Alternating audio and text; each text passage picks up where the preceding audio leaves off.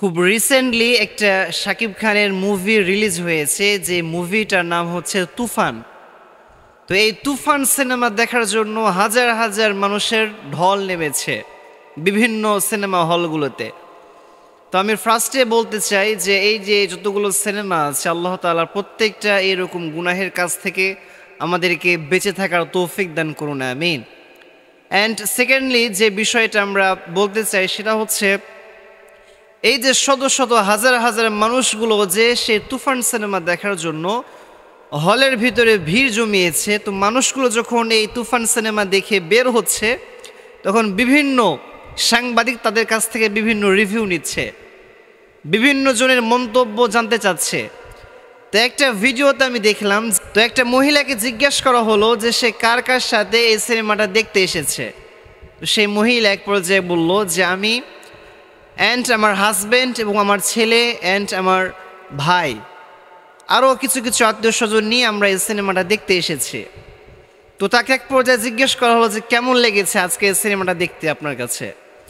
তো সেই মহিলা একটা কথা বলল, যে কথাটা খুব বড় মারাত্মক একটা কথা। সে এক পর্যায়ে গিয়ে বলল যে আজকে শাকিব খানের যে সিনেমাটা দেখেছি, এই সিনেমাটা দেখার পরে মনে হচ্ছে যে আমি নিজে তার উপর ক্রাশ খেয়ে গিয়েছি, নাউজুবিল্লাহ পড়েন।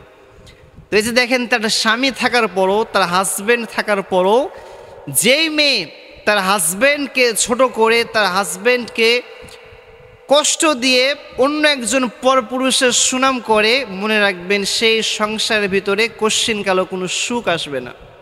আপনাকে মাথায় রাখতে হবে যে আল্লাহ তাআলা আপনার তাকদীরে যে পুরুষকে রেখেছেন, আল্লাহ তাআলা আপনার নসিবে যে পুরুষকে রেখেছেন, হতে পারে সে কালো, হতে পারে সে খাটো, হতে পারে সে শ্যামলা, হতে পারে সে অন্যান্য দোষে আক্রান্ত, বাট যেই পুরুষটা আপনার তাকদীর আল্লাহ তাআলা লিখে রেখেছেন, সেই পুরুষকে আপনার লাইফে আপনার চোখে সবচাইতে স্মার্ট পুরুষ হিসাবে যদি আপনি মানতে না পারেন, আপনার ওই সংসারের ভিতরে কশ্চিনকালও সুখ আসবে না। এজন্য প্রিয় বোন, আপনাকে বলতে চাই যে হ্যাঁ, হতে পারে সে আপনার হাজব্যান্ডের থেকে দেখতে ভালো, হতে পারে সে আপনার হাজব্যান্ডের চেয়ে সুদর্শন, বাট মনে রাখতে হবে আল্লাহ তাআলা আপনার তাকদীরে যাকে রেখেছেন তাকেই নিয়ে সন্তুষ্ট থাকেন।